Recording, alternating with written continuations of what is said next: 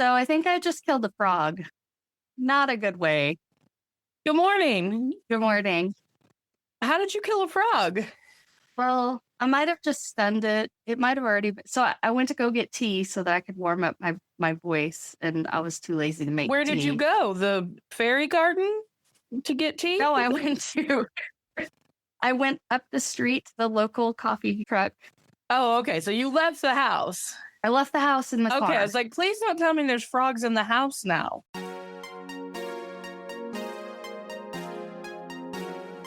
Hello, and welcome to the I Love You Bet podcast. I'm Heather, and this is my sister, Ryan. Each week, we will revisit relics of our childhoods using our multiple master's degrees to critically evaluate the crap that consumed our misspent youth. So join us, sisters, latchkey kids, cuspers, and lazy feminists as we look back at our past to say, I love you, but...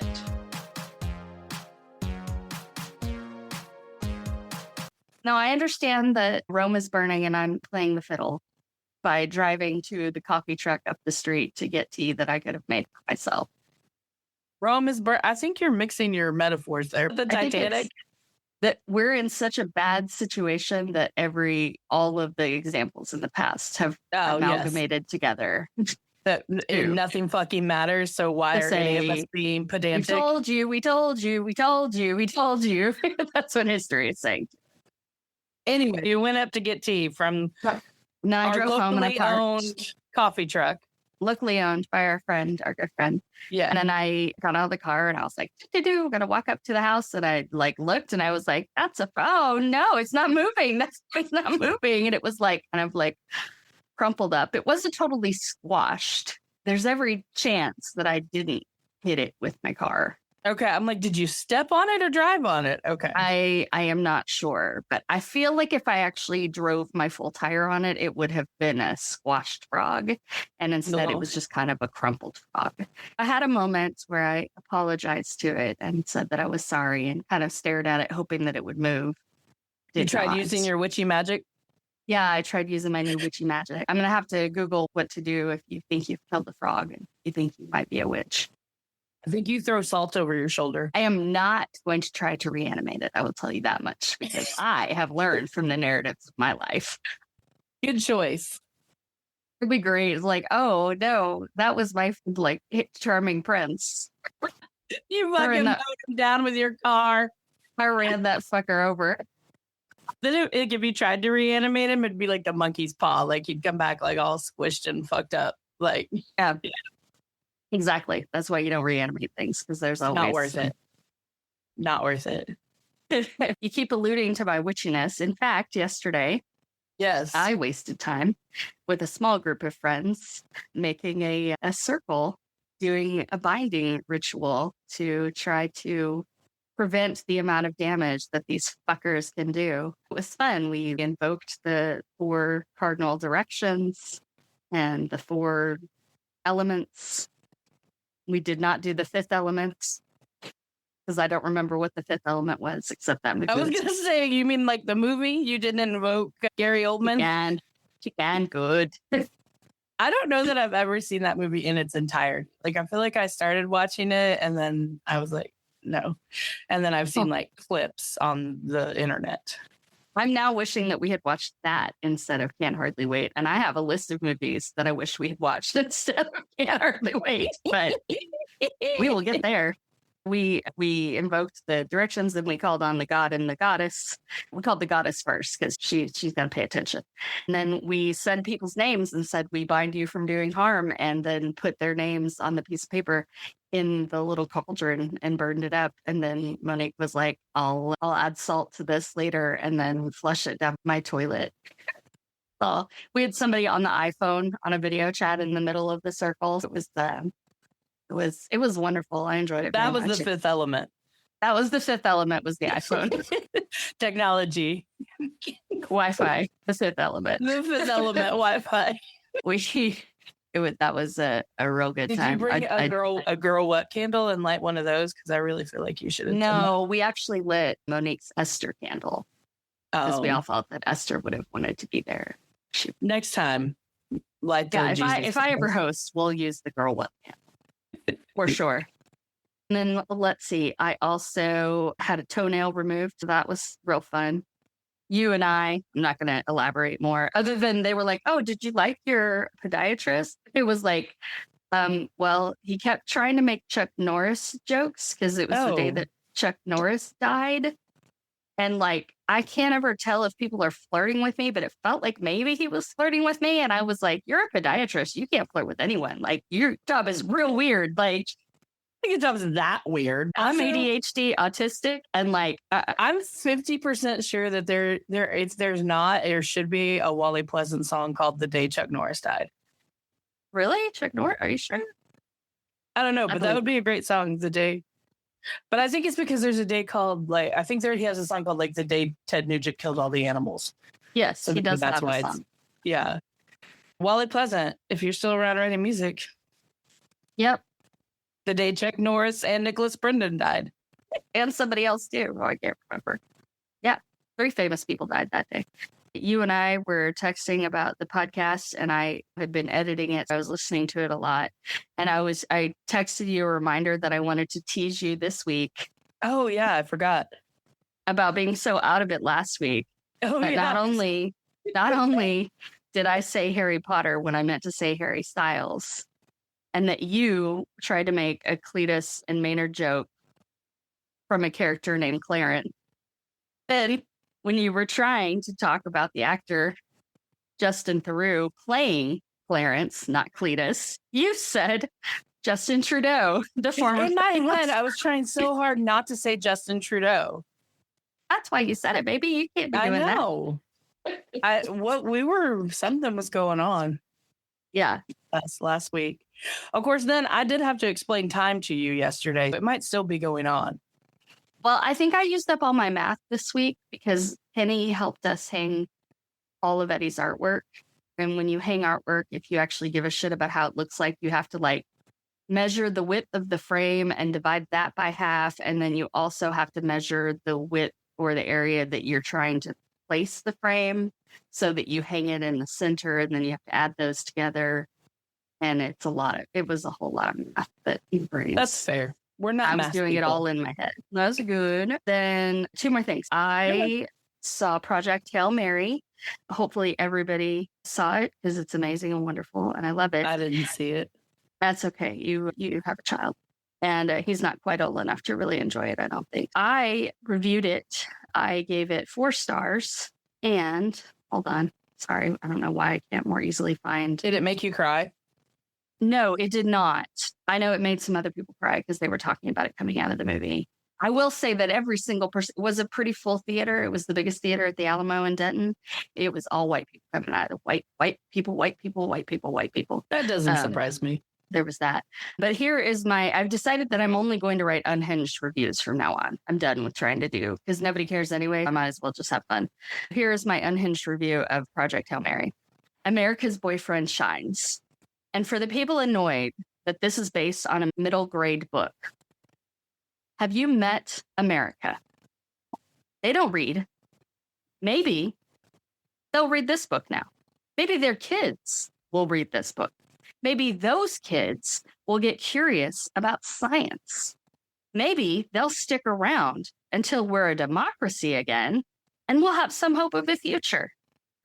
Also, the puppeteer/actor who played Rocky tricked me into thinking he was David Dastmalchian. That is very much not an actual review of the movie. Yeah, it's an unhinged review. I do like calling Ryan Gosling America's boyfriend because I feel like it's very accurate. I am here for it.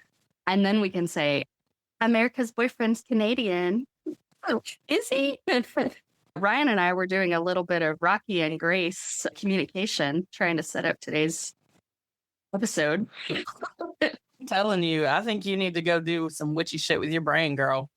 There's some, yeah, I think it's called perimenopause. Well, it's only problematic because when you're wrong, my automatic, it's not for me to be like, I'm automatically right because I'm so used to you being the smart one.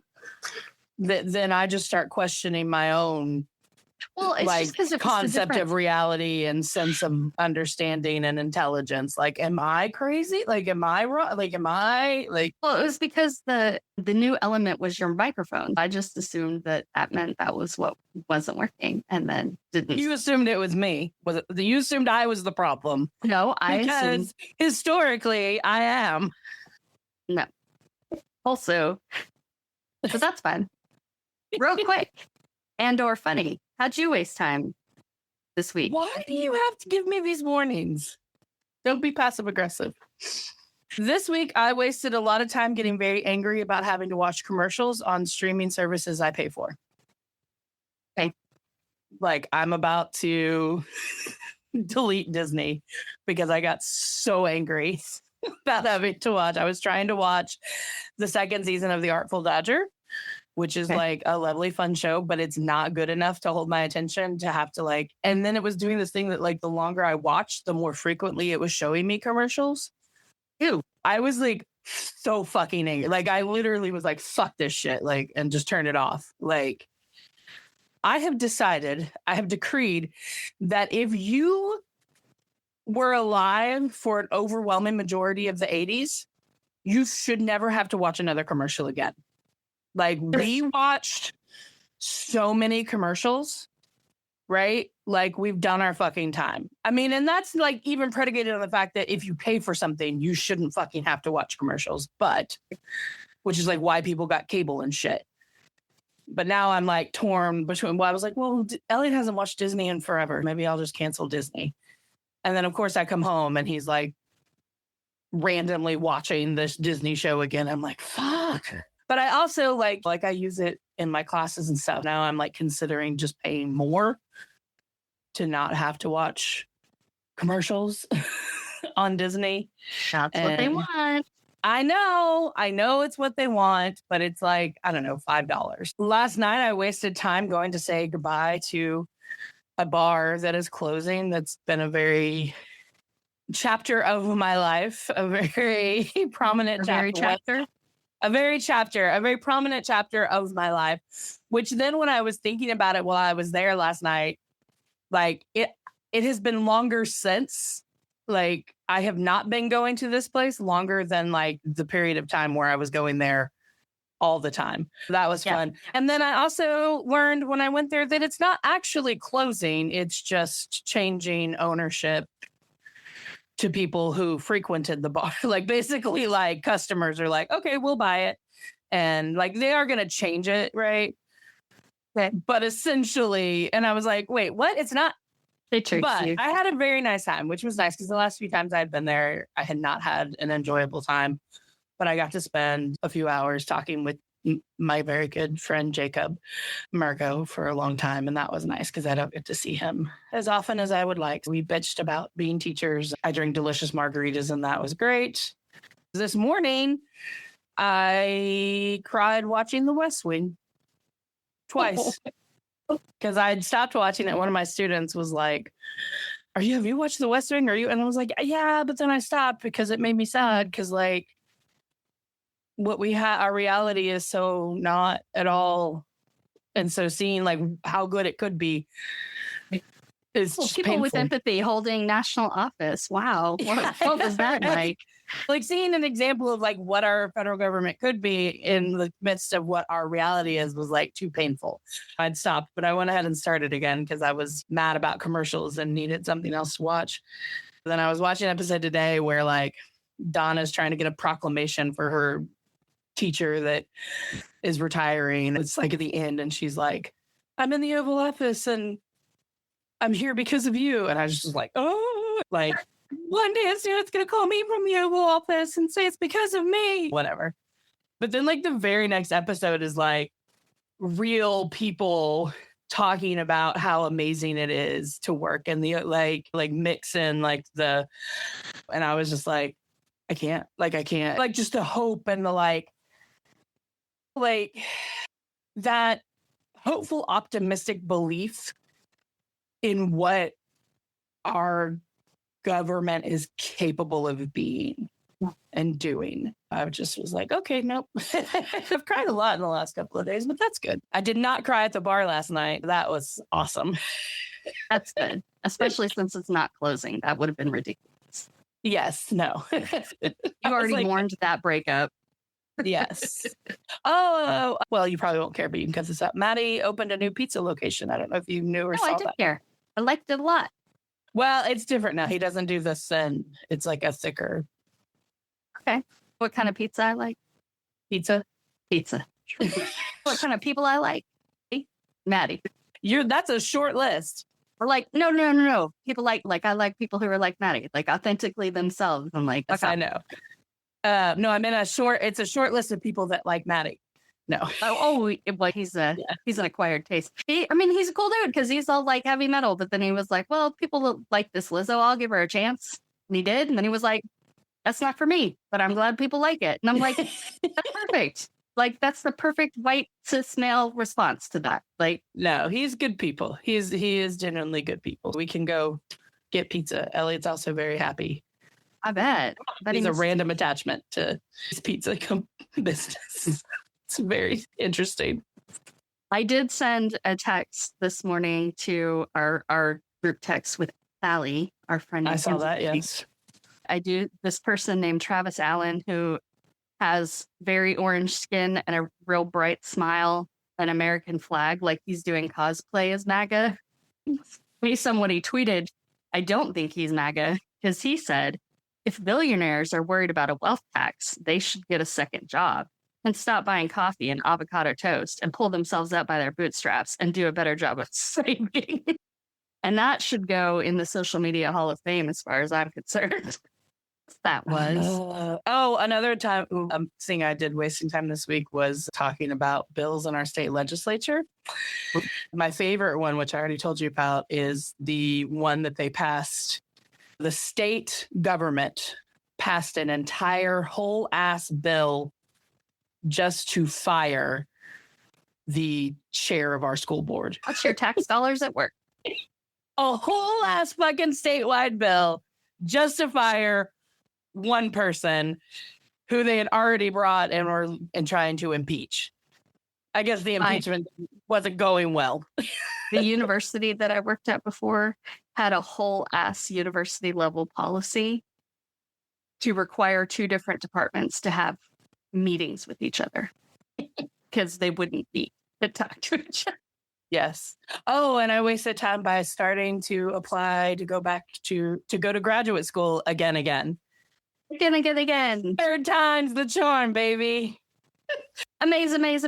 Third time's the charm. Make it sound like you didn't successfully go through graduate school before. You have to complete it. I do. No, sorry. Yes. For the third time, round 3, to get the PhD, which is like what brought me here in the first place. It's very funny. But last night when I told Jacob, he was like, oh, fine. You're going to leave the classroom too and go to admin. I was like, baby doll, it's going to take me 10 motherfucking years to get this degree. Like, I'm not leaving the classroom. Like, this is a one class at a time.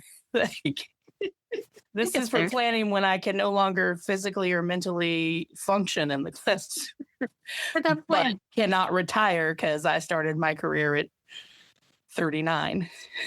Well, who knows? If those billionaires tighten up those bootstraps, we might all be saved. Maybe we'll all go to it like back to like COVID days because school districts can't afford to bus kids to school at $5 a gallon of gas. I was like, maybe I need to get one of those like adult tricycles. Start pedaling me and Elliot to school and work. We get a tandem tricycle, me and Elliot. He's gonna have to get a little taller for that to work out. We'll have it custom built. If you could harness his jibber jabber energy, he'd get you all over that town. Tie that mouse to a generator. I told him the other day, I was like, man, I really wish that I either wrote down or could remember all the funny things you say because there's some real zingers. But hopefully he'll keep being funny. I don't think I talked about opening the fridge the other day and finding a whole ass completely empty carton of milk jug and just sitting in the fridge. Like, you're 6.5. What the fuck is this? Like, no. What did you do to address this egregious behavior? Well, that I just kind of laughed about because he was not in a space to talk or receive. It was late in the evenings. There was no like. Anyways, I but would have then just left it in there, and then when he'd be like, "Where's the milk?" I'd be like, "It's in the fridge." well, next time. I need a visual cue that the milk is gone, and I don't have one because there's still milk in the fridge. Well, that would be like, hey, when this is empty, go right on the list on our fancy calendar thing. But the other day when he went and got the last cookie and then I walk in and the like plastic clamshell's still sitting there empty on the counter, I did address it and I was like, no one's going to want to live with you if you do things like this. The way? Is that what I we didn't say? say that. I was thinking that, but I was like, why didn't you throw this away? I didn't want to. We're going to live and die alone. We were parented in the 80s. What can you say? Are we going to talk about what we remembered? But also, we're going to do it in a fun way where we don't just list everything we remember, right? I'm going to say that I remember that Can't Hardly Wait from 1998 was on my tape of shame, which included Empire Records and Spice World, both of which we are watching. Those are coming up. Those are the next two movies we're watching. And maybe that's the theme this round. far, shame is riding high because this movie on rewatch is not that great. I could Not wait very a good. long time before I watch this movie again. But please, what do you remember about Can't Hardly Wait? Yes, I remember like loving this movie. Like my good friend at the time, Mel, and I fucking love this movie, right? I came out in 98. I graduated in 99. But it was very parallel to my time in life. Like I remember, and I will say my favorite thing about the movie was Seth Green then, and he still holds up. Yes. Even as, I mean, the most lovable sex pest. Right? Like, yes, he is a sex pest, but he is an endearing, like you don't want to love him, but he's also culturally appropriating sex pest. Well, yes, again, not just a sex pest, a culturally appropriating sex pest, but you still love him. Yes. He's a culturally appropriating sex pest with a heart of gold. Just like the gold bikini wearing angel is like a stripper with a heart of gold. Got it. Okay. I think I was so bored by that point. I was doing research on the movie, and then the research on the movie bored me. Oh no, this movie is really boring. And like and honestly, I think that it would be better if you completely cut Ethan Embry and just Jennifer Love Hewitt out of it. Oh yes. Like if you just cut them out, like if someone wanted to go and edit a version without them, like it would be like a fun short film. Well, honestly, I don't mind Ethan Embry because at least he's doing something, and it's not Jennifer Love Hewitt's fault. They gave her nothing to do. They gave her no personality. Like he is such a cutie patootie, and like he really is. I have no time for like I'm in love with this hot girl that doesn't know I exist. Like I don't have. Yes, I have nothing for. I am madly in love with a person I've never had a fucking conversation with. Like. That is so lazy. Well, like the only way that it works, like I feel like Stranger Things did that. Like Maya Hawke had a mad crush on a girl, but like the way that they allowed her to describe it, she's like giving actual texture to this girl that she has a crush on, and then they end up deflating the whole thing anyway and making fun of it, and then she falls for like a real person for real reasons. But like also, I could argue that her pursuing that crush without having seen this show, but I know that it's set in the 80s, is like not as safe as him, you know, like in a hetero. You know what I mean? Like I forgive that a little bit more than just you're a fucking wimp. Right. Oh, like, oh, she has a boyfriend. Like, I mean, if you're like, man the fuck up. Like it's just so easy. Like it's such a cop out and excuse to like not get hurt. Right. Like, oh, there's nothing I can do because. And also, like, why did he date his friend Denise if he's been in love with this other girl? He didn't date Denise. Yes, they did. They said it at the beginning because that was one thing I was like, was she in love with him? Because I was afraid I couldn't remember if I thought it was going to be like a whole like, Love triangle. what's that one movie with from Some the kind of 80s? wonderful. How do you know exactly what I'm talking about? But Because yes. I hate that movie so much. Again, right? So it's like she's in love with, but luckily she was not. But she Yeah. did mention at the beginning, like something like when we were together. Oh. So anyways, I mean, like to me, without her especially, and without him talking about her, which I don't know what else he would talk about. Right? He didn't have a whole lot going. I'm a writer. I like writers. I like writing. I like Kurt Vonnegut. The end. Oh my God. When he was like, because I forgot about that part at the end when he's like, I'm going to this workshop with Kurt Vonnegut because he's my hero. And I was like, of course he fucking is. Like, it's the late 90s and you're a nerdy, cute boy. Like, of course, Kurt Vonnegut's your fucking hero. Like, one of the interesting things that I read doing research on this though, is that Ethan Embry never read the whole script. He just read the parts he was in. And he doesn't really remember making it because he was so stoned. Really cute. Honestly, there was something that came out, and I don't know, we can talk about this when we do Empire Records. I'll research it because it's more Empire Records related. I'll table that for now. I did when the nerds were like plotting their thing. Why did he live in the attic of the Beetlejuice house? Like, You thought he was in a basement. You thought he was in an attic? because there was like rafters, and then there was like the whole like miniature of the town, and I was like, why are you in the Beetlejuice attic, the Beetlejuice house? Like, why wouldn't you just stick Beetlejuice on his ass? Summon Beetlejuice, dude. That's all you I gotta would do. watch that movie, like the Can't Hardly Wait Beetlejuice crossover. That would be something. The Seth Green and his lines like are absolutely to me the most entertaining thing about this movie. Like, you don't know 20 ways to call me Big Papa because I don't. Just it was so like, and he should be cringe, but it's just not. And I think with any other actor it would be really cringy and terrible, but because it's him and I love him and I always will love him, and there's nothing he could do short of making like if he were in an Ozempic commercial, it might like that would break my heart. Like it would kill me. Like I would just. Seth Green, you're on notice. No Ozempic. Not. No fat shaming, Seth Green, and no Botox commercials either, buddy. Don't even get into that. Well, they use that for migraines now. Okay. No, they like legitimately do. Anyway, starting way back at the beginning of the movie when they're at the graduation and they keep kind of gossiping with each other about the party and all of that. Number one, done much better in the Weezer video. Like, hey, I was going to go, but my friends are going to go. Right. Oh, But also, they're like, oh, the girl with the thighs. And that's all they say. And I was like, do you have a lot of girls without thighs? I mean, I know what you mean. I think I know what you mean.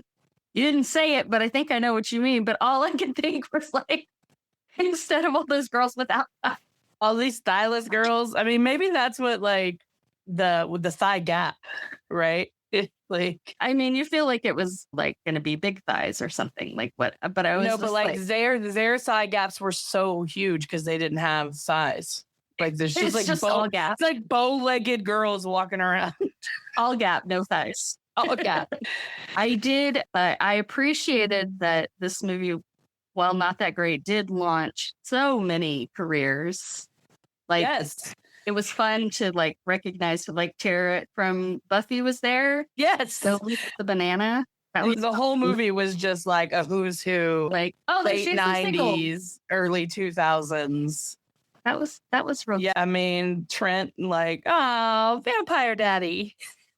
Hey, let me tell you something. That red shirt on that man's body was like doing him every favor. That red shirt should win an award.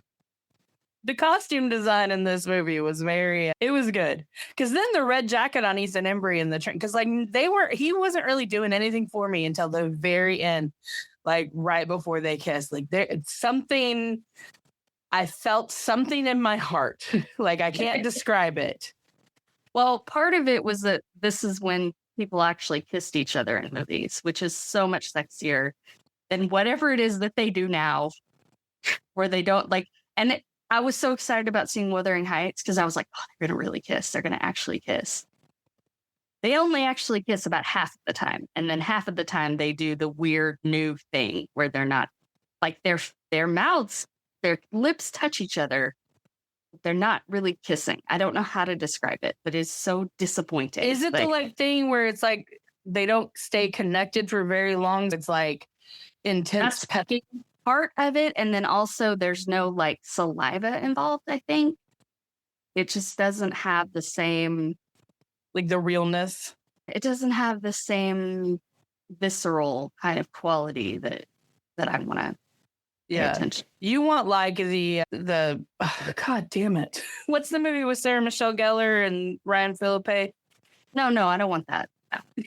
No, but like the kiss where they're like, when the girls kiss and there's like the string of saliva. No, I don't want that. I'm telling you. Okay, not that much saliva. I don't want to see the saliva. I just want to know it's there. I love that Denise did not have her senior picture in their yearbook because neither did I. I thought you would identify with it. And I think, Denise and I vibe with her.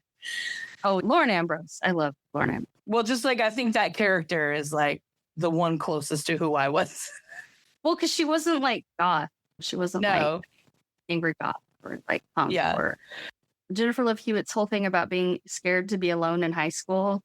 While the night before I was watching Project Hail Mary and I was identifying with Ryan Gosling's character being willing to leave Earth behind to live with aliens. I was glad that they at least had her like acknowledge the fact that she's like whining about being popular. Right. Like, I know, poor me, prom queen, Again, like I felt like she was such... And she needed to date more people that she could have realized that piano dude was creeping on her. Like, piano dude? Her second you mean her cousin? Her second cousin was like, I think she knew because like like when he put his arm around her shoulders at the very beginning, she like, you know what I mean? Like, I mean, I do like that it also shows that like men are fucking terrible. One question, and we got into this last night, like I was talking to the people I was with at the bar about it, and like, were we this sex obsessed in high school? And like, I don't see it now with teenagers. And like, we kind of talked about like the why. I know that my friends and I were, or at least my very close female friends and I, even though we were not. You swallowed the... Oh, what? Your friends were or were not? You swallowed. My very close girlfriends and I were probably, and none of us were actually having sex at the time. Yeah, were you, or like, because you weren't trying to have it, right? Like, no, but I think that we were still like obsessed in like that it was like forefront in our minds a lot of the time. And whether it was like joking about it or talking about it or laughing about it or like having crushes on guys. I mean, I think that like that was like a huge thing. I don't know. I just thought it was interesting. And I don't know if that's how it still is. Thoughts? I doubt you and your friends were because y'all were so smart. I wouldn't say, I mean, I had a couple of long-term boyfriends when I was in high school. I don't think I had to be obsessed with anything. I was creatively non-STDingly, non-pregnancy, sexually active. I don't think I had to be obsessed with anything because it was just kind of happening. Yeah, well, but because like to me, that's like the overarching theme of everyone in this movie is like the majority of the characters in this movie, or a lot of them, are trying to get laid. Just like all the 80s. I don't know. Like, and we were just talking about like, is it because we didn't have phones and the internet? Jacob and I kind of got into a conversation about if you think about what we were exposed to kind of growing up versus what youth now are exposed to, right? Like there's so much.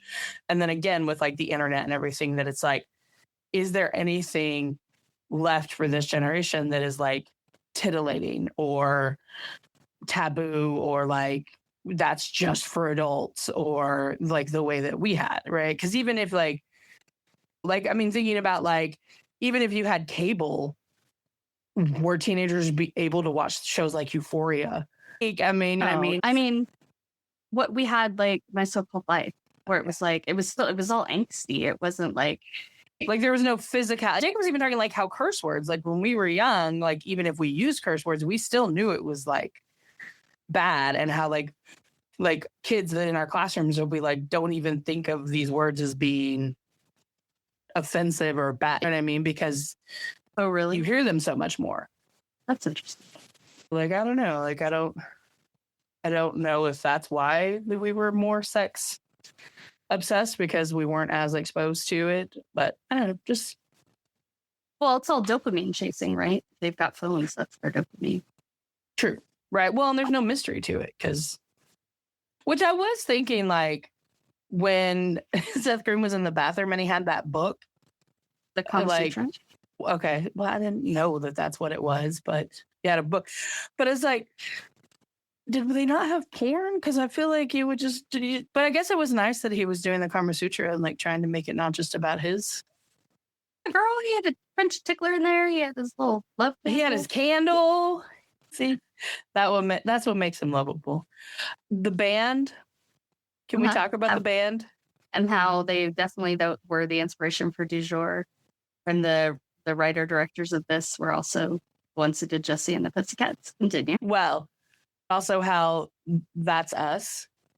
a band that's never played, but they had T-shirts made. And then they fight and break up. And then try to have a reunion when they've never actually played before. I was like, I think this is us if we ever had a band. It is us if we ever had a band. You have nothing to say about this, do you? No, this may be the least amount of notes I've ever taken for anything. All I can think of is like a lot of notes, but I don't know how interesting any of them are. I will say, and I don't know how to say her first name. Is it Clea Duvall? Oh, I think it's Clea. Clea Duvall. She might be the most terrifying looking human being. Like she looks so mean, and every character she ever plays, and even looking at pictures of her now, like I'm like, you look so mean. Like you're so scary. Like in a witch way, like what I mean, but not like earth witchy, like The Craft. Like you're gonna fuck me up, like. And I'm sure that she's not. I'm sure that she is an absolutely lovely person. And I think it has a lot to do with the fact that she played some very like unnice characters. Unnice. Bride's got to go get a PhD. Shut up. I don't use my big words for this. I ain't trying to impress anybody with this podcast. But if anyone in this life were like an actual witch with magic, I'm pretty sure it's her. Okay. I believe that. When the police showed up, all I could think about was John Mulaney's story about being in, and then all the little white kids chanting. Do you remember when we had a party and the police showed up? Well, because we lived in a 2-story like apartment, and like we came back in and like the floor was completely empty. And then like everybody came downstairs. Like they'd all just like run upstairs to the second floor to like hide. Then when we came back in, it was like, what? And then they just like all kind of like trumped downstairs. Don't remember that at all. You don't remember that? Okay. Yeah. Did you ever go to house parties like this when you were in high school? I don't think there were house parties where this many types of people mixed. Probably not.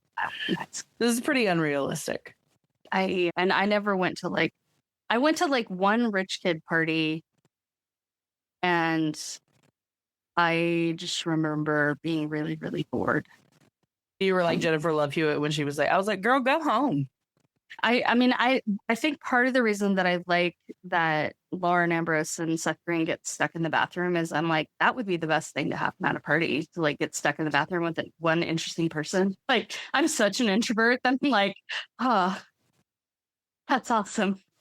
That would be so great. I'm not having sex on the bathroom floor. It would be nice to be at a party and have an interesting conversation with one person and not have to deal with all that other energy. You don't want to get caught banging on the bathroom floor. Heather's like, won't be me. Wasn't me. Pretty much every high school trope wasn't me applies. I did get really, I was like 4 years and you still have this letter. And like, why is he so in love with her? And I was like, because you're in high school and you don't fucking know anybody else. Like, like And I mean, Yeah. there's like a centuries long tradition of like men pining over women and writing them poetry and stuff and like not actually treating them like real people at all. He was in that. I think like in the beginning when they kept hiding her, and I put that I was going to ask you, like, did it make it better? I think it made it worse. Hiding her was definitely enhancing the male gaze. And I was going to ask you, I know that when you send me video things, I tend not to watch them. I was wondering if you watched the video thing I sent you about heated rivalry and the male gaze. No. You should when you have a Okay. chance, especially if you think back on the part where they were hiding her face, because it's like a film studies person basically talking about subverting and like queering the male gaze. Because the cinematographer for Heated Rivalry, like I've seen different things with him, and he was very intentional. Like, Yeah. like frame things that they could be used in certain ways, and then like turns the gaze on them. Like he has the camera on super tight close-ups, and then when like Shane's looking at Ilya, he's like not taking in all of him, like he's focusing on certain body parts. And like I I gave still up on haven't that. watched the show, but I will say that I am much more inclined to watch it. And I think that, A whole lot about a show you haven't watched. girl, you have no idea how much of my social media Is Heated has Rivalry? taken over with Heated Rivalry. Because the algorithm can tell that I like it. She likes watching pretty boys touch each other. Well, and I also like that they're, I mean, even though you and I believe you say that the acting wasn't that great and whatever, like I can appreciate pieces of it, right? Like, let's say the whole thing itself isn't that great. I can appreciate that pieces of it were good enough that I can like those pieces and what those pieces say and what those pieces mean for the whole, and the fact that like it does sort of push forward like queer narratives of romance. Yes. It is possible that I also didn't like it because there were commercials. I realize now that that could be a big part of it. And that it just wasn't good enough to sustain me through the, and that's the thing too. At least when we were kids and we had to watch commercials, they were different. It was different commercials. And this is like, not only are you making me watch commercials, you are making me watch the same 3 fucking commercials. Right.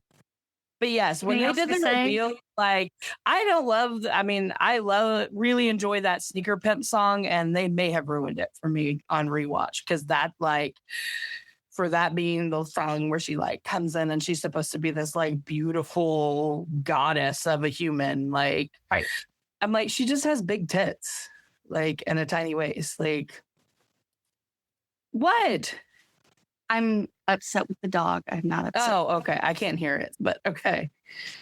Like, it's just, I feel like now they would put a bunch of extensions in her hair. It's kind of nice to see like her long hair being natural with like slit ends and not looking perfect. I mean, that's That's- true. That was sweet. I don't. What do you think was in the fridge? When the girl who owned the house, like lived in the house, opened the fridge and was like, y'all are fucking like animals. The most disgusting. No, Could have been anything. I think it was poop. The nerd guy was really cute when he started playing the piano when the cops showed up. Our guy sang Paradise City, and I felt love. Yes. I fell in love with him too when he sang Paradise City the first time. He's definitely a do highlight like- in my memory of this film. I like that Denise is taller than Kenny. Seth Green is a short king. I think I would have preferred the movie ending with them not actually having gotten together and her not wearing that angel shirt. That angel The shirt was fucking baby angel cherub shirt. Like, of the time, but terrible. that is very of the time. All right, that's all I have to say about this movie. Okay, great. I'm never watching it again. I can say that too. It's definitely Unless good. someone edits me a version of just Seth Green. Okay, cool. That's it for this week of I Love You But. Join us next week when we discuss Spice World. which we hopefully aren't misremembering as a 90s sleeper dream, and we will actually enjoy it. What made you laugh? What made you cringe? What did we forget? What should we talk about in future episodes? We want to know your thoughts. Find us on Instagram and Threads at iloveyoubutpod, or email us at iloveyoubutpod@gmail.com. Listener comments and emails may turn up in future episodes.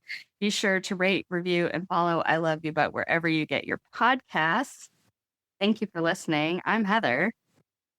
I'm Ryan, and we wish you lots and lots of conditional love. Great. I think Well, Alan let's- Cumming might be holding the record for most showed up in our podcast. This season for sure.